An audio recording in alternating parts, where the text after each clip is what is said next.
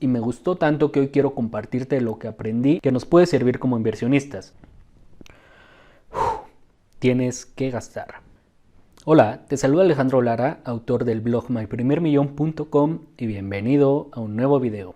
En esta ocasión te voy a compartir lo que aprendí al leer este libro, Propiedad y Desarrollo Sustentable de Luis Pazos. Luis Pazos tiene un currículum impresionante, es abogado, es escritor, es economista, fue director de la Conducef y tiene bastantes estudios. Está impresionante su currículum. Ahora, no sé si ya lo habías notado o no, pero mi canal no va tan enfocado a temas de educación financiera, de finanzas personales, por dos motivos. El primero, creo que hay gente como Sofía Macías o como Alejandro Saracho que hacen esta labor de una forma increíble. Y en segunda instancia, porque yo he encontrado información que me resulta más interesante en la literatura o en la misma información que va enfocada a la gestión de empresas, a la creación de nuevos negocios y en libros como este que van enfocados a la economía y finanzas de países. El libro en específico habla sobre cómo los países en vías de desarrollo como México pueden alcanzar ese progreso económico y ese desarrollo sustentable. Y me gustó tanto que hoy quiero compartirte lo que aprendí que nos puede servir como inversionistas. Así que vamos a empezar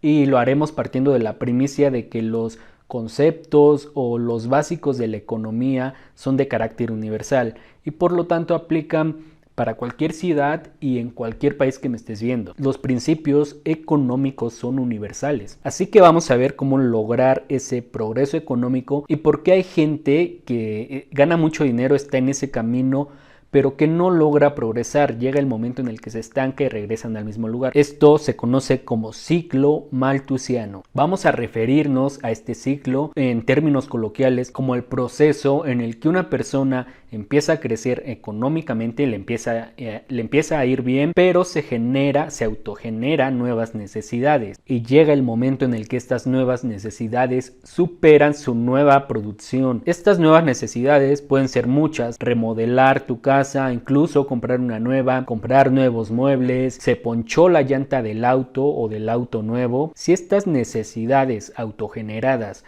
superan a la nueva capacidad económica, que puede ser incluso grande, pero si la superan, caemos en ese ciclo malthusiano. No hubo crecimiento y mucho menos progreso económico, que son cosas distintas, ya lo iremos viendo. Y hay una forma para salir de este ciclo y lo primero que tenemos que hacer es ubicarnos en alguno de los siguientes tres escenarios. El primero de ellos es donde estás consumiendo más de lo que estás produciendo. Estás gastando más de lo que ganas y esto te lleva a la pobreza. Incluso si es solo un peso, este empobrecimiento va a ser paulatino y probablemente hay gente que esté en este escenario y no se ha dado cuenta.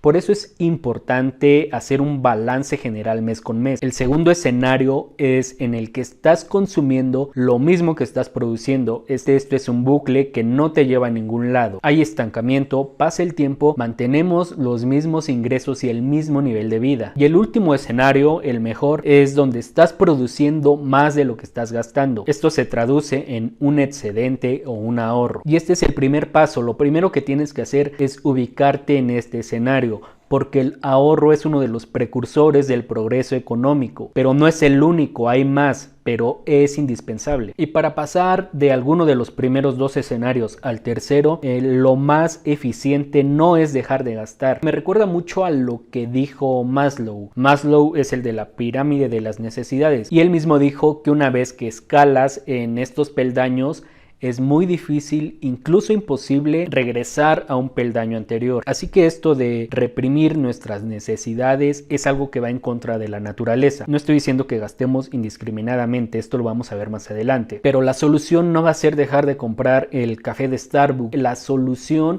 va a ser generar nuevas fuentes de ingresos. A un país o a una empresa no le pides únicamente que reduzca sus gastos, le pides que genere más. Y al propósito de esto, no sé si recuerdan la entrevista que tuve con mi amigo Emilio, donde la última pregunta que le hice es: ¿qué prefieres?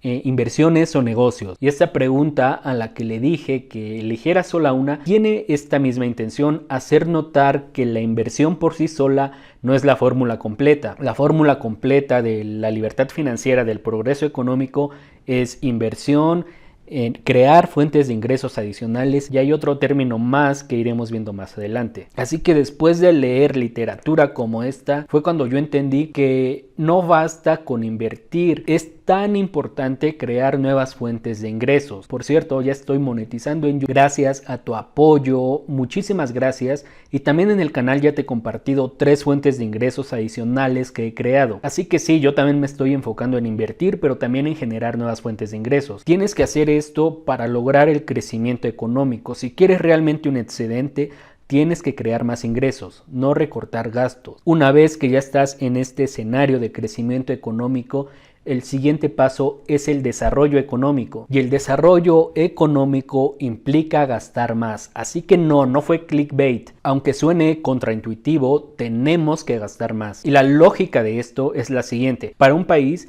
el desarrollo económico se mide en un mayor ingreso de sus ciudadanos, pero también en un mayor gasto. Y cuando lo relacionamos con nuestras finanzas personales, hace total sentido, porque una persona pobre, y entiéndase pobre económicamente, no se malinterprete esta palabra, una persona pobre tiene bajos niveles de ingresos y por lo tanto va a tener reducidos niveles de gasto. Y no, esto no es un estado mental como también nos hacen creer las finanzas personales, es una consecuencia y es un ciclo, porque la pobreza a su vez desencadena en una menor capacidad para adquirir bienes y servicios. Por el contrario, una persona que se considera rica o relativamente rica va a tener mayor nivel de ingresos, pero también va a tener mayor nivel de gastos, y estos gastos los puede hacer en banalidades o también en adquirir mayores y mejores bienes y servicios. Esto a su vez se vuelve un ciclo que lo hace más rico. Así que ese es el siguiente paso: tenemos que gastar en bienes y servicios. Aquí hay que poner atención, tenemos que gastar en aquellos bienes y servicios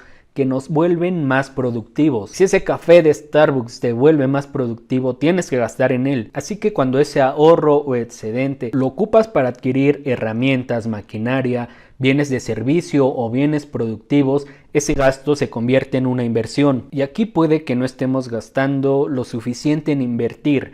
¿Por qué? Hay 2 tipos de inversiones: la inversión tangible y la intangible. En la tangible entrarían bienes inmuebles, por ejemplo, la acción de una empresa que, si bien ya no es tangible, si estás comprando parte de un negocio que existe, está en algún lado, pero la inversión también es intangible, y esto abarca muchísimas cosas: consultorías, asesorías, creación de sistemas, capacitación y por supuesto una buena lectura, porque todo esto nos lleva a la innovación, y cuando innovamos nos volvemos más productivos. La productividad implica reducir el tiempo que le dedicas a una actividad y maximizar los resultados, así que las 2 partes son igual de importantes. Necesitas los negocios que te van a dar ese excedente, pero también necesitas invertir en aquello que te va a volver más productivo. Con todo esto podemos sacar una primera conclusión, que es la siguiente: es posible crecer económicamente, o sea, es posible estar generando ese ahorro y no estar teniendo desarrollo económico. Esto se podría dar si estás ahorrando o invirtiendo sin una meta realmente clara. Eso puede pasar, ese sí es un escenario posible. La avaricia es una realidad, pero es imposible, y esto con letras mayúsculas.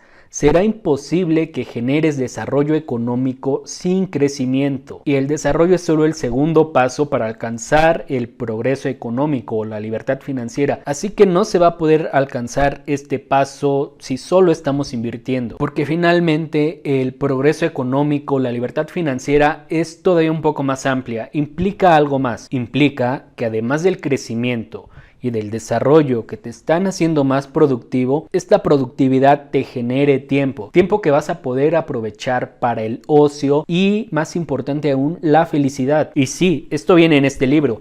Los países miden el índice de felicidad de sus ciudadanos, entonces ¿por qué nosotros no podemos medir el nuestro? Y esta felicidad generalmente está asociada con el ocio. A ver, negocio viene del latín negotium, me parece que sí. Te lo voy a poner bien en el video, pero esto significa sin ocio, o sea que cuando tú le estás dedicando tiempo a tus actividades productivas, no te está quedando tiempo para el ocio, y el progreso económico necesariamente requiere de ese tiempo libre, tiempo que vas a dedicar a lo que tú quieras, actividades culturales, la filantropía, actividades recreativas. Y cuando yo leí esto, a mí me recordó bastante algo que leí en otro libro. Decía que el ocio y el arte son lujos burgueses, y yo no sé si son realmente lujos que solo a la burguesía se puede dar, pero sí estoy consciente de que mientras más progreses económicamente te va a sobrar tiempo para estas actividades. Todos tenemos un ocio o una actividad artística que nos gustaría desempeñar. A mí me gustaría aprender a jugar ajedrez de una forma profesional o semiprofesional, así que sí, la libertad financiera implica este tiempo e implica también felicidad, y no podemos reducir nuestra felicidad únicamente a bienes materiales, porque en el momento en el que nuestra felicidad depende totalmente de esto, más bien reducimos nuestra humanidad a relaciones y transacciones económicas, y eso tiene un nombre. Eso se llama economicismo. Y aquí surge otro de los conflictos que yo tengo con las finanzas personales, con la educación financiera, porque nos dicen que el interés compuesto te puede llevar a la libertad financiera. Y esto no es totalmente cierto. El interés compuesto, como ya lo sabemos, es como una bola de nieve que con el paso del tiempo se hace más grande.